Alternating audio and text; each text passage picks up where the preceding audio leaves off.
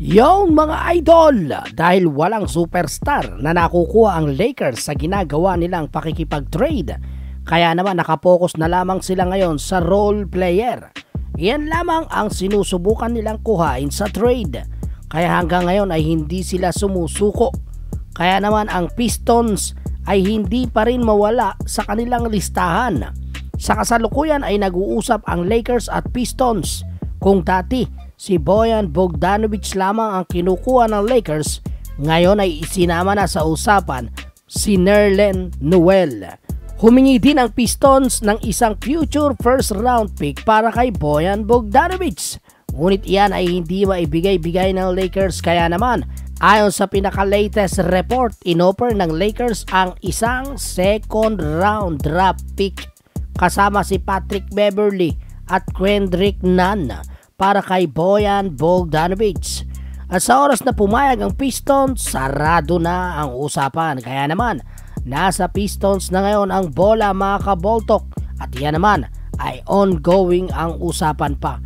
Kung bibigay na ba ang Detroit Pistons, dahil ang pagkakaiba lamang, imbes na first round draft ay isang second round draft ang ibinibigay ng Lakers kasama ang dalawang player para lamang kay Bojan Bogdanovic. Sa totoo lamang mga idol, hindi naman all-star player itong si Bojan Bogdanovic. Pero pwedeng sabing pang all-star ang laruan niya at maaasahan talaga, kaya siya pinipilit sungkitin ng Lakers. Isa pa, kung maghihintay sila ng off-season, magagalit naman ang mga fans ng Lakers dahil wala silang ginagawang pagkilos. Kaya maging tayo ay nakaabang talaga sa magiging kapalaran nila. Ayon naman sa Heavy.com, ayaw i-trade ng Lakers ang kanilang future draft pick para lamang matulungan pang gumanda ang current roster, at ang galaw na yon ay sinusuportahan ng may-ari ng Lakers.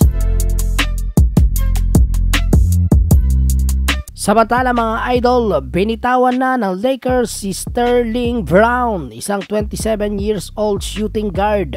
Ang bagong salta na may 10 days contract ay 4 na beses lamang naglaro sa Lakers. Lahat iyon ay garbage time pa at no points sa loob ng 6 minutes. Kaya naman hindi nakakagulat, pinakawalan na siya ng tuluyan ng Lakers. At dahil sa pagkakasibak sa pwesto ni Brown, mabubuksan ang isang spot na 15-man lineup ng Lakers. Kaya posible na maghanap na naman sila ng isang player. Matatandaan may dalawang center silang pinag-try out, si Boogie Cousins at Meyers Leonard. Ang tanong, sino kaya sa kanila ang mabibigyan ng 10 days contract? Magkagayon man, makikita muli kaya natin si Uncle Boogie na maglaro sa Lakers o iisnabi na naman sila ni Rob Pelinka?